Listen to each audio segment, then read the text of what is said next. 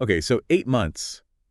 8 months is a long time in politics. Oh, yeah. That's how long it took for the leaders of India and Bangladesh to meet Right. face to face after Sheikh Hasina was ousted. Yeah. And that kind of delay really says something about, Yeah. the whole diplomatic dance, It does. especially with all the political changes going on in Bangladesh. Absolutely. For you, I mean, it's a huge sign that things weren't, just business as usual. Right.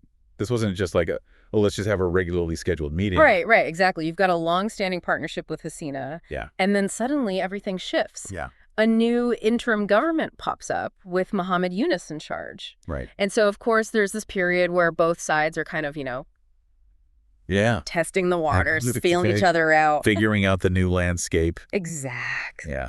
So that's really what we're going to be looking at in this deep dive. Okay. This first meeting between Indian Prime Minister Narendra Modi and Bangladesh's chief advisor, Mohammed Yunus. Yes. It took place on April 4, 2025. Okay. In Bangkok at the BIMSTEC summit. Uh-huh.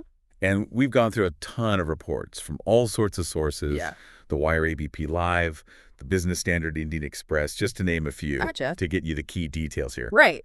Our goal is to really unpack what each leader was focused on. Yeah. What they wanted to get out of the meeting and what it all means for the future of these two neighboring countries. And I think for you, the listener, what's important to remember is that this meeting happened against this backdrop of serious political turmoil in Bangladesh. Oh, totally. Hasina leaving and Yunus stepping in to lead. Yeah. I mean, that immediately adds a whole other layer of complexity to this. Absolutely. Okay, so let's get into the nitty-gritty, the meeting itself. Right. It was in Bangkok, right on the sidelines of that BIMSTEC summit. Yeah.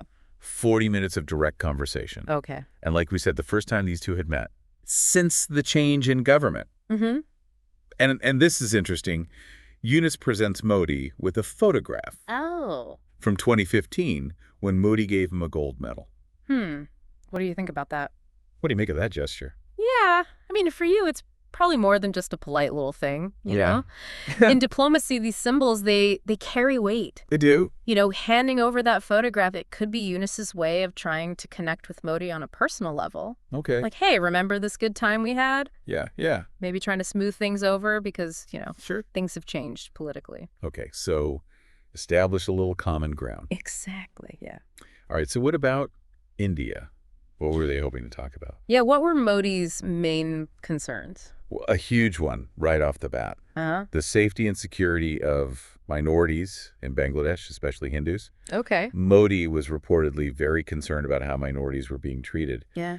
And he emphasized how this could even have repercussions within India itself. He made it clear that India expects thorough investigations into any attacks. Okay. And for the Bangladeshi government to take real steps to protect these communities. This isn't a new concern from India, is it? No, not at all. This has been a consistent issue for India. Right. When it comes to Bangladesh, for you listening, the fact that this keeps coming up just shows how important it is to New Delhi. Right. Especially with all these political transitions happening in neighboring countries. Yeah.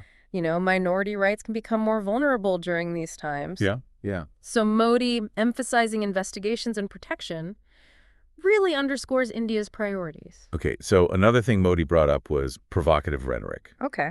He said that any rhetoric that makes the situation worse should be avoided. Mm-hmm. Now, for you, this probably refers to a couple of things that were in the news. Okay, what were they? First, there were reports of anti-India statements coming from people within Yunus's administration. Okay. And then there were Yunus's own remarks during a trip to Beijing. He called Bangladesh the only guardian of ocean access for Northeast India. Oh, wow. Implying that the Northeast is landlocked without Bangladesh. Yeah. That definitely caused a bit of a stir. Right. What do you think the impact of those comments was? I mean, for you, that statement about ocean access was pretty significant. Uh-huh.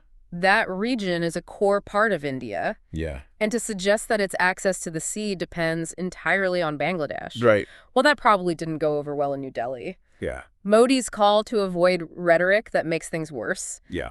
That was a clear signal that those kinds of statements aren't helpful for a good relationship. Right. It suggests that India wants the new leadership to be more careful. To think before they speak. Exactly. Yeah. More thoughtful communication. Okay, border security was another big topic for Modi. Makes sense.